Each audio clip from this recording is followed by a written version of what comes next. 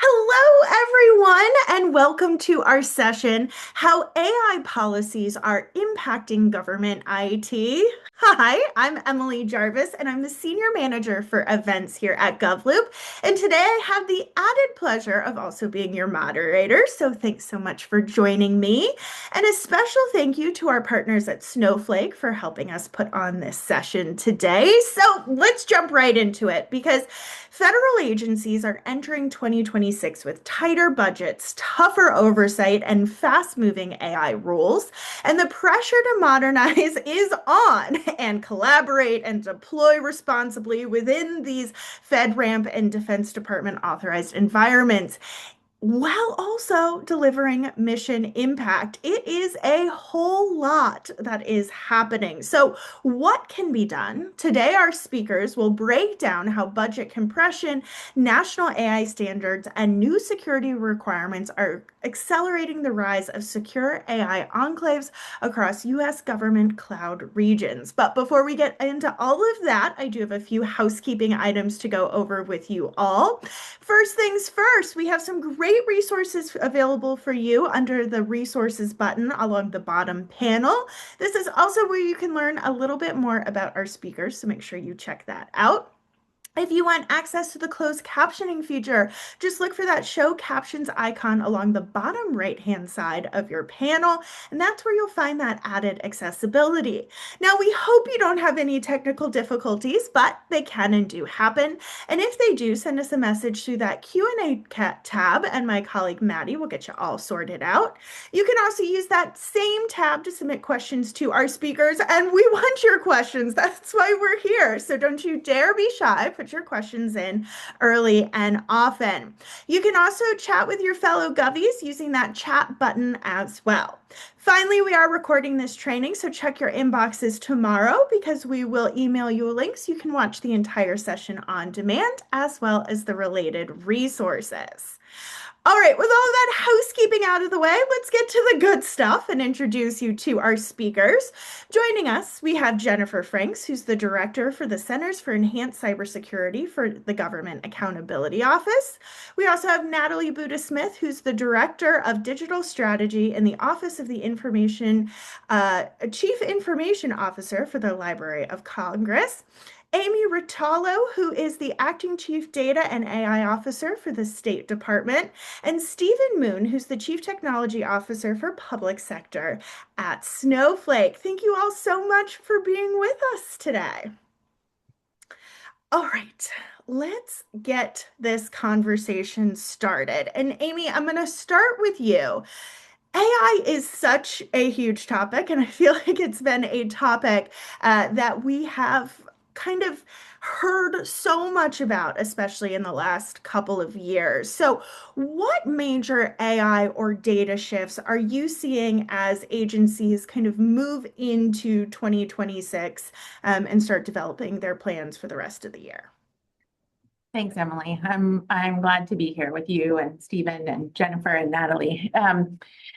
So first, let me say that I was just having a conversation with my colleague who leads our Horizon Scanning and Innovation Hub work in the State Department, and we were talking yesterday and saying we are learning something every day. So we are continuously learning every day. But I'll just say a couple of things on my mind at the moment. So at the State Department is one of them is this shift from experimentation to scaling. And at the State Department, we talked about last year, we talked about letting 1,000 flowers bloom, lots of experimentation. And now we're thinking about, okay, how do we garden those flowers? So one of the things, early on, we started with the development of State Chat, which is our secure, sensitive but unclassified, capable chatbot, and that brought generative AI to the department on a large scale, and that's been a pretty positive success at the department. At the same time, we had a lot of really innovative and smart people across the globe in our over 180 missions who wanted to build their own solutions for their missions, their post-specific problems, and so we built this development environment, two development environments. One's called Proving Ground, one's called Funhouse, but really it allows them to use sort of the underlying platforms and technology that our enterprise chatbot was built, and also provide sort of low code, easy development, safe, secure environments for them to sort of build their own flowers, sort of see their own flowers bloom. And the Uh, result of that was pretty remarkable. We saw some cool stuff like we have one of our embassies created using generative AI capabilities, the ability to automate voice recordings for their telephone system. So they're, if you can imagine calling an embassy, there's, many different recordings when you call an embassy about who you can talk to and when. And so that is likely to save that embassy hundreds of hours. That technology is relevant to almost every mission across the world, the 180 missions. So the shift from seeing this experimentation in one embassy and identifying those, really cool blooming flowers that have the capability to scale is something that we're really focused on today. And then just very quickly, the other thing that's on my mind a lot is we have it is really about making data AI ready. And we're doing that through an initiative we're just starting called API First. And really the whole purpose of that was we spent a lot of time making data connections between platforms and our AI systems. And we've learned a lot. And that's been really important as we've been able to create many bi-directional sort of connections between data in our systems. But it's been hard because we're connecting data from legacy, old legacy systems that weren't meant for system to system connections. And so each of those different connections require different translators to connect between the various systems. And so now we're learning, we're saying, okay, this is hard. So how can we do this better? And so one of the things that we're exploring and sort of rolling out right now is to think about making API access for data in our systems first. Like that's a priority. And so in the future, all of that, the connections between systems, we're hoping will be much easier. That's very cool. Thank you for sharing that. Natalie, from your perspective, what shifts are you seeing, and what are you all doing to kind of think through the enhanced or changed standards that are kind of coming out? Yeah, I'll jump on what and validate what Amy just said about AI ready data. My ears perked up when that she said that, because that is true. It does take time. So if anyone has the expectation, you just take a data set or data that you have at your agency ready. There's work that needs to be done. So that is a shift that's happening, as well as AI ops. So all of those, it's, not only making the data set AI ready, but then because we really promote traceability, data provenance, and origin, you have to then manage that data. So, and you need different data sets for training than for validation and for evaluation. So that is happening, and we're seeing the resources, and how do we turn those into reusable processes so it's not one-offs. But that AI ops, and then governance, where I think a lot of us are having to jump into agentic AI. I'm a little hesitant right now because of the complexity that adds on top of everything. But really getting your governance down before you take that leap, or if the leap is kind of propelled forward by forces not under your control, really getting your governance down is really, really important. Like, one of the issues that is coming up today is not only software or SaaS or these tools that we may be already using, but we're seeing more and more hardware, like just out of the box, having some of these services built in. And so if you don't have your technology governance locked down, some of these things, because it's coming at you from every point, that it's a lot. So governance is really where agencies need to focus to get ready for this big shift. Yeah. Jennifer, I think Amy and Natalie have done a great job so far of already laying out some of the opportunities and challenges here. What major AI or data shifts are you seeing as well? A good question for me. And, from an oversight perspective, my lens can be a bit different since I do work with many of the federal agencies across us, as well as I do the work with internally of GAO. So I see it at both ends. And I 100% agree with the governance and the management of that data being number one. For me, in what we're seeing from an oversight perspective, is AI expansion without mature governance mechanisms is just not working in federal agencies.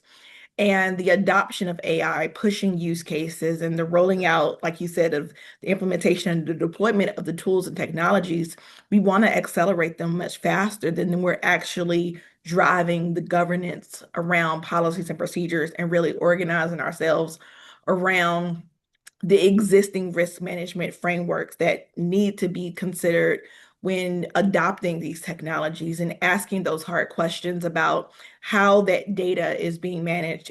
How is it being inventoried? Nally is correct. Sometimes we're getting things from the hardware side out of the box, and we're still having to do some reconfigurations of things because the models are not necessarily ready for deployment into your agency's environment to be good stewards of your data management. And everyone's data is the most critical business resource that we have within our various organizations. And with poor management, poor inventory and tracking, it will really harm the data integrity and that validation of those use cases. And I agree with her when she said you need different data sets for the training and the validation of sorts. It cannot be the same. Another thing that we have to consider is, historically, we're used to AI, cybersecurity, and privacy related risk being siloed in their own core functions. But now, when you're talking about the overall governance structure of things, we have to bring them together. They're interdependent on each other. So we have to have a less fragmented approach around the governance structure so that we can reduce some of that overhead and some of that risk that could emerge if they continue not being together. Makes a whole lot of sense. All right, Stephen, you are in the unfortunate job here of having to go forth in this opening salvo of a question. So, from your perspective, obviously you're coming at it from outside government, but working with your government partners, where do you see some of these shifts happening, whether it's with AI or data, as agencies kind of move forward throughout the year? Yeah. So first, I'm glad like everybody has talked about data when the AI question came up. I think that's super important because, as an old DBA, who's kind of seen this growth, remembers when big data was the thing and, all these trends, it's kind of warms my heart to hear all this data conversation. So, first, I kind of like to put it in a little context, right? Because when we're talking about AI trends and data and all this stuff, like 3 years ago, like there was no Chat GPT or Claude or Grok or any of this stuff, right? And so this has come on in 36 months. You think about that, like we've gone from people were doing machine learning and maybe some computer vision and some text analysis now to full blown like agentic processes, right? Where you have agents that are able to do things within organizations relatively autonomously. And so, just to kind of recognize that the speed of this thing is, I would say so much of a trend is what I look at is what's the next thing, like where is it going, right? If you think about technology, in the early 90s, for us to remember like dial up and all this stuff, like how that jumped and how that just kind of changed, how people work in general. And so I think it's really important to understand like things we're doing today, we've got to be mindful of what's going to happen 12 months from now, 18 months from now, 24 months from now, because it's going to change, right? There's just that train is moving so fast right now. But I would say trends like, just making data AI ready is probably the biggest thing I see. And it's really brought a light to the fact that, as mentioned earlier, like especially in government, I was just literally talking to a customer this week, they have the data in an old, IBM AS400 mainframe, right? And so you've got all this really important stuff, kind of siloed around, and curating that data and making it AI ready, maybe AI ready, making it valuable so that, large language models and stuff can use it, is really, really important, right? How do you do that? What does that data operations pipeline look like? What are the interfaces for the models? Like, are you, from a security perspective, are you going out to the model, or you bring the model to the data, right? There's some other, questions about secure enclaves and things like that. So we work a lot, at that intersection of data and artificial intelligence, specifically generative AI, agentic processing, and how do you, what is the process for doing it? And some of it's just, you've got to get into, and a lot of times just understanding your data and the business processes that are creating that data. Because, there's a term called grounding, right? If I ask a model a question, like, I want an accurate response, right? I don't want to ask it the same question twice and it's giving me two different answers, right? That's not helpful, right? And especially for policymakers and leadership. Right. So when we say making data AI ready, we want that grounding process where, we have valid, high quality data that we're able to provide back to the models to, create those responses back to the end user, right? Both as just asking simple questions and as part of agentic processing too. I would say the other thing is, it was mentioned earlier about, there was, I'd say over the last, year or two, there's been a lot of science experiments, right? People trying different things. And now we're starting to see more of, hey, we want to really do this. What is this pilot, and what is it? Do we have a clear line of sight to production with that, right? So we have, 10 different things we want to do. What are providing the most value to the organization, to the business? And then does that have a clear line of sight to actually make that production quality? Right? Not just somebody, with all the tools and stuff, any of us that can go out and, I can train you to do an agent in 5 minutes. It's pretty simple to do, really. But what is that value to the business, right? Am I spending time on providing value to the business, or am I just kind of out here doing science experiments? And a lot of the conversations we're having with customers are now more about, hey, we want to do a pilot, right? And then we want a clear line of sight to what would that look like in production, and what's the plan for getting there, both from a technical, from a process, and from a budgetary standpoint. Gotcha. A lot to think about, definitely, as agencies kind of move forward. All right, I want to Sorry, move Emily, can I into. just Oh yeah, go jump ahead. on the governance piece Mhm. really quick? Because Natalie had mentioned like getting governance right, and Jennifer, I don't want to put words in your mouth, but one of the things I sort of took away from yours is sort of doing governance different. Like you mentioned, bringing people together. Governance can't be done in a silo, as maybe we had done it in the past. And one of the things that we're thinking about when we do AI experimentation and sort of build is doing governance somewhat similarly. So I think it's very hard to have governance be static when the technology is so dynamic. And so like what we're aiming to do, and so we're also, as Natalie said, we're also thinking about agentics. And 6 months ago, I said to the team, I want you to think about the governance things that we need to put in place in order to start focusing on agentics. I know that AI agents taking actions autonomously on behalf of employees requires governance. So, like, what are the things that we need to do in that in order to make that put up the guardrails, put up the make sure we're managing risks appropriately. But a lot of that is happening through learning. Like we are going to have to, alongside of um, really experimenting with the AI use cases, we are also going to have to do the governance sort of iteratively. Of course, we need to put the protections in place. We need to establish sort of baseline controls. We need to test in secure environments. We need to learn what risks are emerging. And then we have to adapt our governance frameworks based on sort of those real world experiences. But I think I totally agree with Jennifer in the sense of like we have to do governance differently. We can't take 6 months to develop governance, structures, or a year to develop governance policies, guardrails, to be able to take advantage of the technology that's available to us today. Mm-hmm. Stephen, I saw you came off mute for a second. Were you adding to something there, or you? Well, the governance thing is really interesting because, as Amy said, I mean, kind of to my point, it's very dynamic, Yeah. right? I mean, this is changing so fast, so it's not like you can create a policy today and go revisit it 5 years later, right? This if it's got to be living and breathing as you're doing it, and so as we get further along, we'll have probably some more discussion about that. But I think it's huge. I think that was a very important. The dynamicism of the industry, just in general, is very important to that governance and security model. Yeah. And I'll jump in because I can't help it. But the life cycles are like governance is not a one or done. It's not even a once a year anymore. So the governance life cycles are speeding up. And then we like to say we're building off a strong foundation of IT security and governance. And what we mean by that is, we've all had technology governance of some sort for the last, couple, hopefully decades.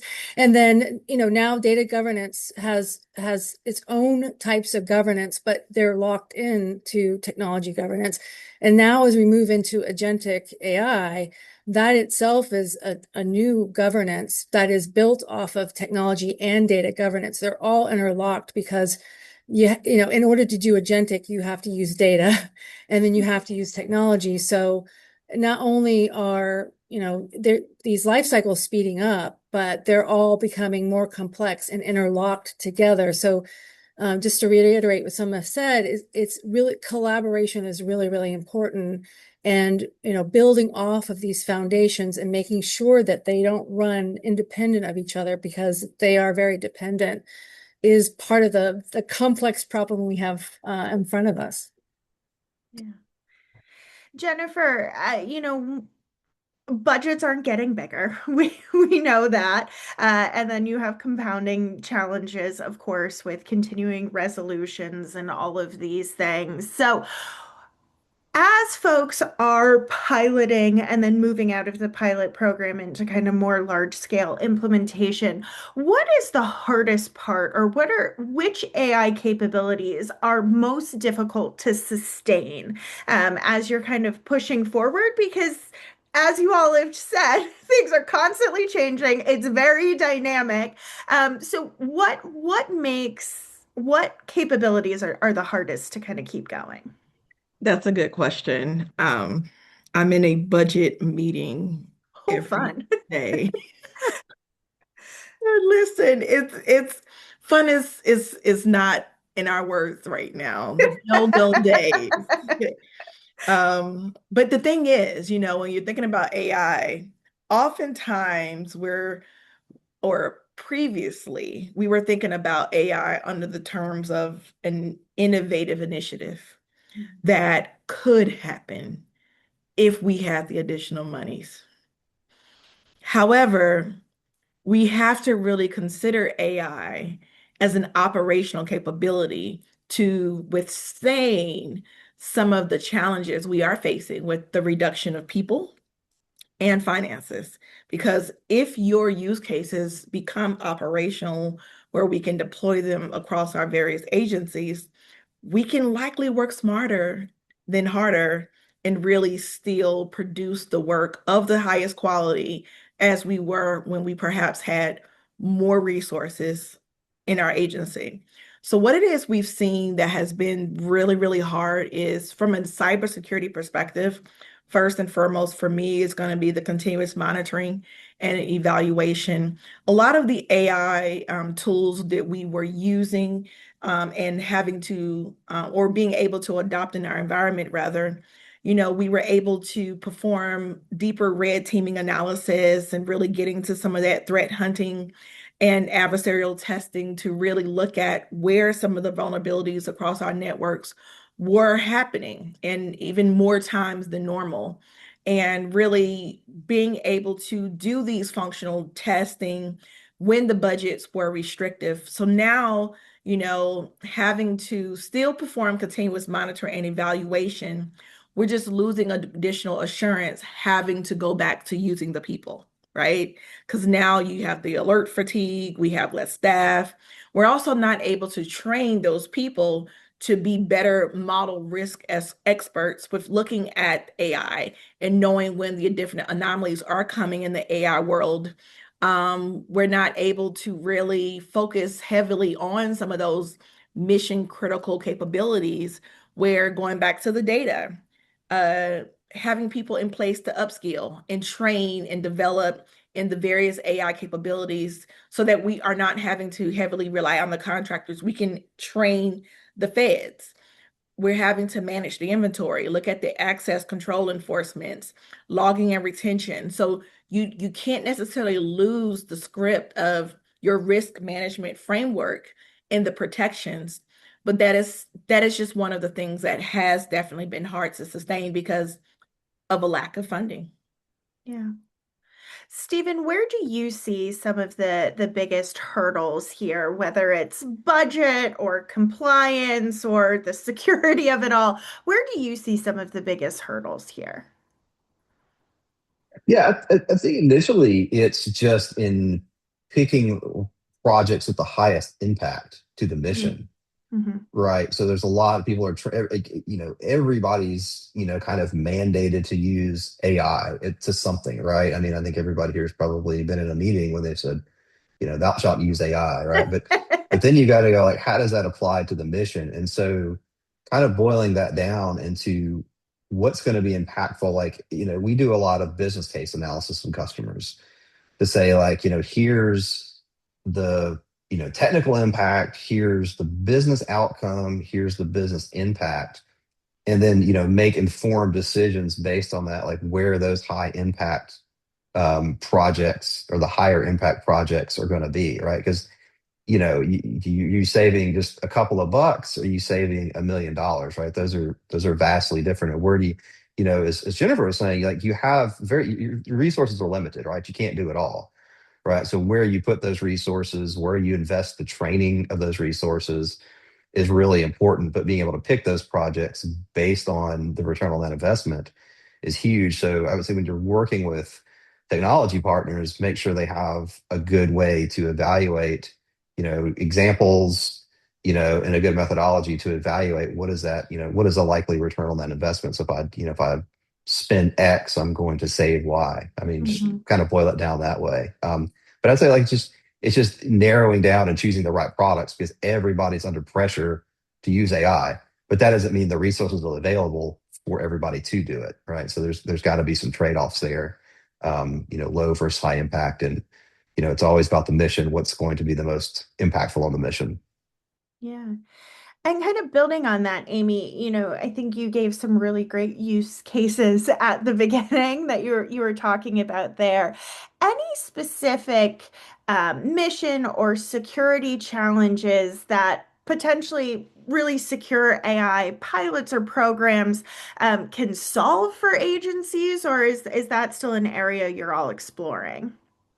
I mean, for the State Department, I appreciate what Stephen said. Like at the State Department, the focus on mission critical is really AI capabilities that support our foreign policy mission. So Mhm. tools that put our diplomats at a decision advantage at the negotiating table is what will stay mission critical. We want our teams to walk into a negotiation with the best information, the sharpest analysis, and the clearest, sort of understanding of the landscape. And AI can help us do that through synthesizing intelligence, identifying patterns across our, diplomatic communications, which, we have decades worth of, data and information on. And then using AI to stress test policy positions across many dimensions, like that is mission critical for the State Department. And then, the secure infrastructure that enables this. So being able to do that in sensitive, secure, classified environments, we have to protect that sensitive information. So that infrastructure is super important in our ability to be able to deliver on the mission. Gotcha. So Natalie, from your perspective, any examples that you want to share or use cases of how you're all using AI to, let's say, balance innovation while also staying compliant, thinking about governance first, but kind of any forward-leaning examples you want to share. So we too have, we call it an AI sandbox. So it is a secure environment so that we can try things out on a smaller scale. And to reiterate what was said earlier about trying it at a small scale does not necessarily give you the opportunity to see the complexity when you scale to, millions, like we all have to do. So, but we do have a secure environment that we're able to try out ideas and at least become familiar with AI techniques. And so we can see, because as already mentioned, these models and services are changing so quickly that we were looking at one model this morning in order to do some processing of items in a different language. And one model was struggling, but we tried a new model and it did it. We were just, wow. Like, so these models are changing so quickly, and you kind of have to understand the personalities of the range of models. Some models are better for certain use cases than others. So having an environment that is secure, that gives you access to at least know what to pursue, because we want to make sure that we follow, all of our procurement processes, and it does take its time. And so if you are, so far down the road in your planning and you don't get an opportunity to understand the landscape, it can make a big difference. So that is very important for us. And some of our major workflows, for example, with OCR, optical character recognition, with NLP, natural language processing, and others, the technologies is getting so good. It's so much better than it was even 5 years ago. That's really, really helping with the huge workloads that we have. And so that environment to try it out and understand, oh, it's getting a lot better. And you might be able to make a shorter workflow or, redesign how you're processing something because of this can really, really help. Definitely. All right, Jennifer, I want to give you a chance to talk about use cases or best practices as well. Kind of what are you seeing in that secure, innovative, compliant space? Any examples you want to share? It would help if I knew where my mute button was. That should be an AI feature, right? Yes. I've seen several different use cases across different organizations, and it really just depends on what you need to be sufficient for your environment. Earlier, and I forget which one of you, if it was Natalie or Amy, you were talking about like the chat feature, and I see the comment from Stephanie and Stefina. Hope I didn't mispronounce your name. I'm so sorry if I did. But you're talking about the AI meeting notes, and a lot of agencies are deploying or accepting the AI tools and technologies that are already built into the various technologies and the software packages that we're already receiving. We just turn them on, but they can be misinterpreted because it's a robot and it's only going to feed out the data that we feed into it, and it's having to be trained on the data that we push in and the data that we receive out. We have to review it. We have to audit it. And that's where sometimes the humans come in if you are still using AI to do those types of things, but you have to retrain it to pick out some of those anomalies.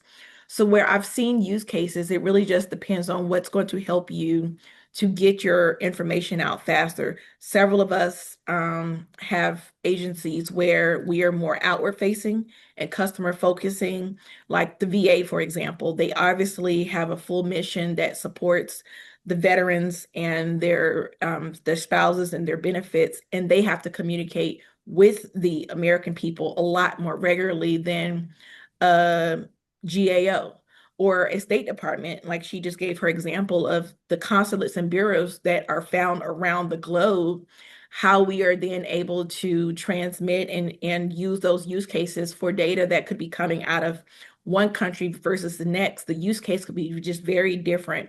So what's been helpful is to, with your governance councils, is to understand what data you have, where it's located, who's managing it, and what it is you want it to do for you in that scalable fashion to just help design those use cases.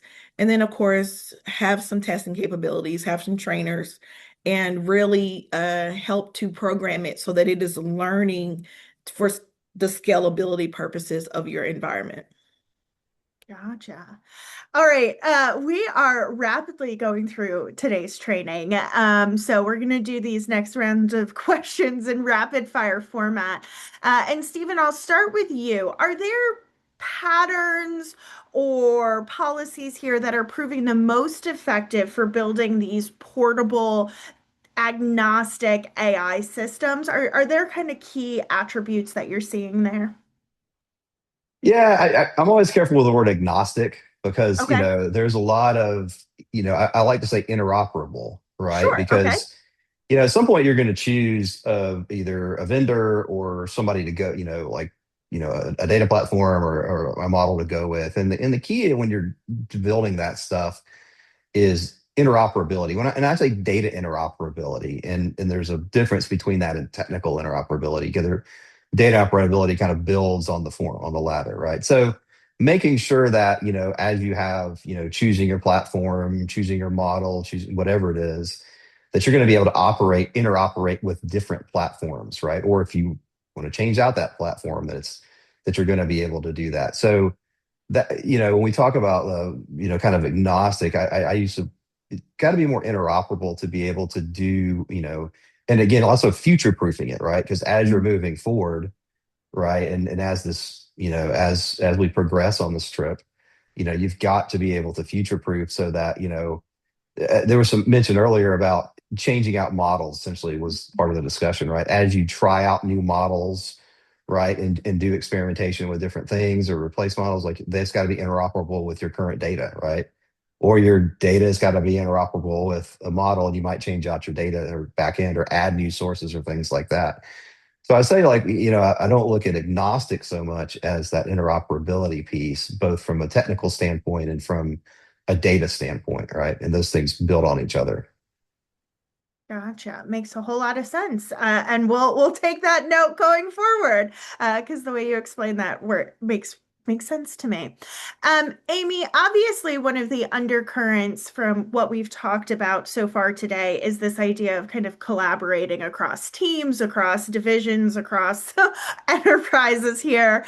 How are agencies collaborating more effectively, or how could they? To accelerate responsible AI adoption? It's a great question. I will say that, I've been in the government for about 23 years now, not at the State Department entirely. And I have never seen more collaboration than in the AI space. And that is really exciting. So we probably have a meeting with another agency, maybe once every 2 weeks, where we learn that a particular agency has developed a platform or they've built a use case. So, a couple of agencies have built position description, development use cases using AI. And we're like, we want to hear, we want to, hear about that. So we visited, we've heard from both of those other agencies. That's happening all the time. The other place where it's happening is CDOs are talking to so the chief data officers are talking to the chief AI officers, and both of those groups are talking to the chief information officers. There's joint meetings between our councils. So each one of those groups has a council. So we have a CIO council that's led by the federal CIO. We have a CAIO council that's led also by the federal CIO, who holds the position of the federal CIO. And we're having joint council meetings. So, and it's not, we're hearing about what others are doing, but we're also doing real work. Like we have working groups where we're developing artifacts and templates that help agencies, sort of big and small in their AI journey. So there's a best practices guideline for integrating generative AI that just came out of the CIO council, and then various templates for risk management and risk and high impact use cases. So I would say we are continuously learning in multiple different variety, in multiple venues, in sharing information amongst the agencies. It's really exciting. Yeah, I would just like to add to that. Oh, sorry, Jennifer, go ahead. You go Oh, first. You go first, but I was excited too. So you go. I mean, the collaboration piece is we have. I mean, I have a lot of conversations now with customers that want to collaborate across agencies, right? And so, like secure data sharing, we're probably having at least a conversation a week, right? We want access to, this agency's data. They want access to our data, and how do you do that in a secure manner, so that you're not violating, laws and privacy and all that stuff. But that's what's really fueling a lot of this AI movement. And so there's been a big push on, when I say data sharing, I don't want to be passing files around anymore, right? That's or through an FTP server and things like that, right? I want to be able to securely share data in a way that is optimal and minimizes the cost. Because a lot of times you're talking about large amounts of data now. You're not talking about a few gig here and there. You're talking about terabytes of data in some instances. So how do I share all this data in an optimal way, in a secure way across agencies, that allows them to take advantage, of what I've got, what they've got, and to integrate? Because when you get into things like fraud detection and all of, security, insider threat and security and stuff, being able to share a lot of not just, consumer data, but insider data or things like that is hugely important. And so to enable that, you've got to have a platform, or mechanisms in place to be able to do that in a secure way. That's, as we said, limited costs, right? Moving data around has a high cost to it. As budgets decrease, you can't really do that anymore. And so having a lot of conversations about data sharing, secure data sharing, to enable AI across, interagency, or interagency um, type opportunities. Makes sense. All right, Jennifer, you go. Okay. No, but I agree with everything Stephen was sharing. But going back to what Amy shared, is I am definitely council meeting out. But she's right. I will say SolarWinds few years ago changed the game with information sharing and collaboration across agencies in the cybersecurity area, especially when you're looking at the supply chain attacks and how accelerated they were becoming and more prevalent, that in impacting us day in and day out. But now as Stephen pointed out, the last 36 months of really living and breathing AI and adopting it at a fast pace for our areas. What has been helpful is even within the agency, bringing all of the councils and the leaders together to understand, and we talked about the reduction of resources, understand priority order. And at sometimes everyone's priority is the priority, but we have to be realistic in the conversation because we can't all do everything at once. So when we talk through the infrastructure, the computing environment and the infrastructure, and bringing in the IT and the CIO, we got to never negate the cybersecurity and the security aspect, but bringing in the CDAO and the CTO and all the other conversations, but also even legal and the accounting people to understand what all needs to be decided upon so that you can look at the full governance structure of the capabilities that are going to be able to just be processed within each fiscal year. And of course, most of us are planning 3, 4, 5 fiscal years out of what it is we can sustainably do in our environments. But it really does start with having the councils come together and just understand the what is for your environment and consider the priorities. I'll jump in that what's exciting for me, because my group handles both strategic planning and research and the leading responsible AI, is that the distance between strategy and practice or execution is getting smaller and smaller and smaller. So what we're finding is, especially through governance, that those strategic goals strategic objectives, directional planning is really setting the lanes for these decisions. So when you have to prioritize, well, there's 500 things we can do here. How do we pick what we're doing? It really goes back to core mission and what are the strategic goals for the year, and that helps you guide prioritization. So if people really like, for example, one of our strategic goals is strengthening operations. So if someone comes in with a experiment, a pilot, or a project that aligns with that goal, they're going to probably be prioritized over someone trying out a new idea that may or may not have an impact. So I'm really excited about seeing how governance is really bringing strategic planning and visioning closer to practice and applications, because we have to align in a strategic way nowadays because of resources, but also because these technologies are really making us be more strategic in how we approach them. Sorry, Wonderful. Emily, could Okay, I go say ahead. one last thing? I feel like I would be remiss if I didn't mention it. Like in the collaboration space, like I really appreciate what Stephen said. So our collaboration with industry, they see so much of what's happening across government that we don't see. Working with our industry partners, we get to learn about what another agency is doing. They share with us what other agencies are doing. Then we reach out to those other agencies and say, "Hey, what are you doing?" And then I would say these kinds of venues that you put us together here today are really important.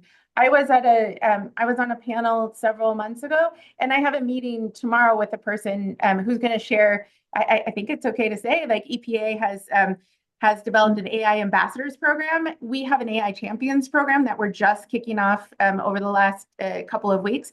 We're going to talk with them about how their ambassadors program is going to learn how we can then, maybe strengthen our champions program. So things like this and then working with our industry partners, super important too. Definitely. All right. I've got one final question for all of you. And Jennifer, I'll start with you. It's a two-part question, so you can navigate it however you like here. But it starts off really looking at what is one thing or priority you hope leaders focus on as they continue navigating this AI landscape for the rest of 2026? And then give me a takeaway from today's discussion. That's easy. I was nervous at first. I was like, two and one. Oh my goodness. But data, and I'm sure our Snowflake counterpart loves again. Yes, it's so critically important to everything we're doing. So when you're thinking about the biggest takeaway is there's so many risks that we bring into our organizations if we misunderstand, misclassify, misinventory the data. So really understanding the data will drive the interoperable conversations of how AI moves with your organization. And for me, one of the biggest things that should be a priority is making it governable. There's so many different special reasons that our various federal agencies need AI. And all of our sectors, there's 16 critical infrastructure sectors. We service the American people for different reasons. And because of that, it's so up in the air sometimes as to how you can make a one size fit all approach to how much AI is going to be utilized in one industry or the next. And then again, it also changes with the technology evolution and the advancement. So figuring out a way to just move forward with making some of it more governable and easily digestible, I think the rest of it will become just more manageable as a process. Gotcha. All right, Stephen, from your perspective, what is one kind of priority you would hope to see federal leaders focusing on as they navigate AI going forward? And what's your takeaway? I'm not going to say data because that would be too easy.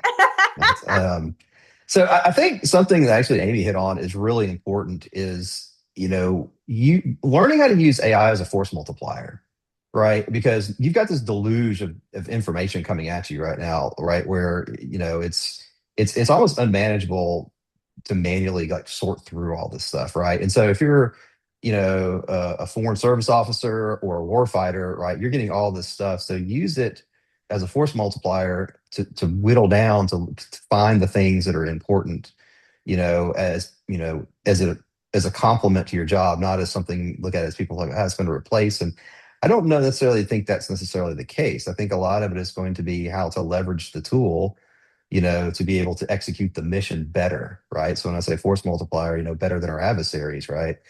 So if I'm, as Amy said, a foreign service officer and I'm there, it's going to allow me to digest a lot more information in a way that I can manage as a person versus having to go read through all of this stuff, right? Because, especially senior leaders and policymakers, they don't have that kind of time, or their staff may not have that kind of time. So, you know, having the data in, curated and, high quality, all that is absolutely important to doing that, but also understanding how to leverage AI in the organization. Like I mentioned impact before, and using it as a force multiplier as a complement to your existing duties, especially given everything that's coming at you now, is what I think is important to be focusing on, right? And obviously the takeaway I would say like I said, it's good that everybody is focusing on the data because that's what drives the engine, right? I mean, it's you've probably everybody's probably heard it, garbage in, garbage out a million times. That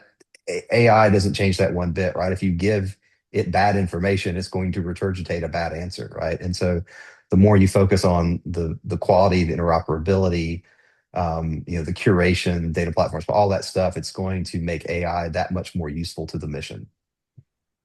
Makes sense. All right, Natalie, it's over to you. My Give me eyes light up.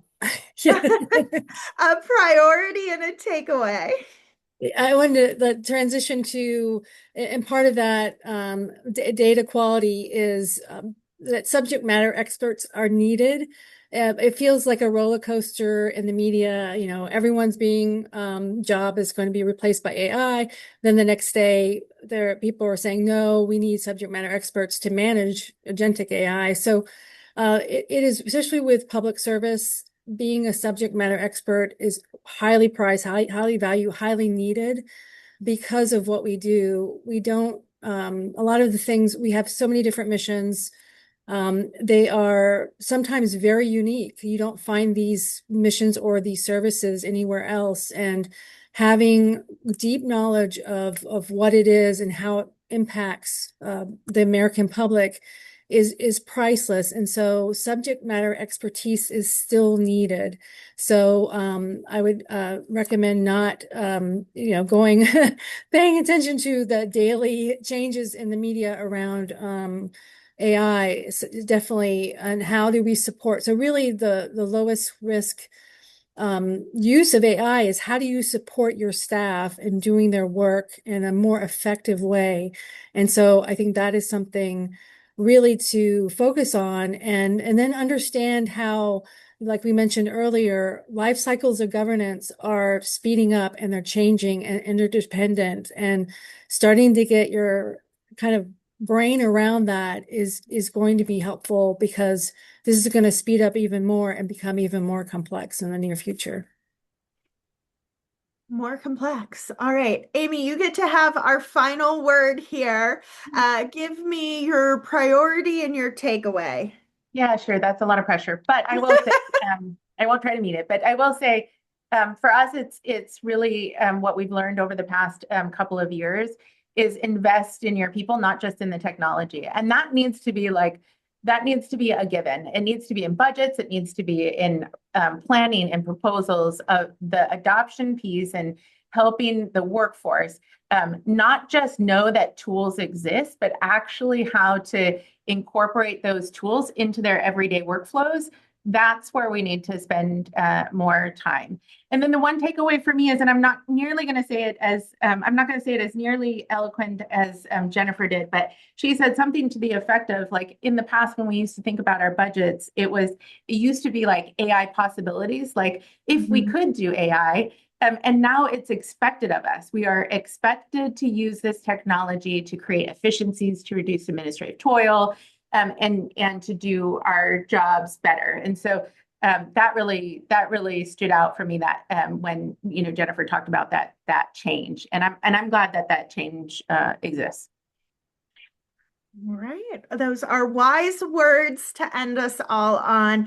I want to thank you all for sharing your big brains with us today. You certainly gave me a lot to think about, and you did for our community as well. So thank you very much to our wonderful speakers. Just a few quick reminders before we log off. There are some resources available for you to download, so make sure you check those out.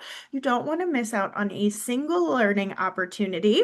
We'll also be sending you a link to the on-demand version of this session, so look for that in your inboxes tomorrow. But on behalf of GovLoop and Snowflake, I hope you enjoyed today's session. And as always, we really appreciate and value the work that you do. So thanks for taking the time out of your busy schedules to join us this afternoon. Have a great rest of your day, and we'll see you at our next training. Bye.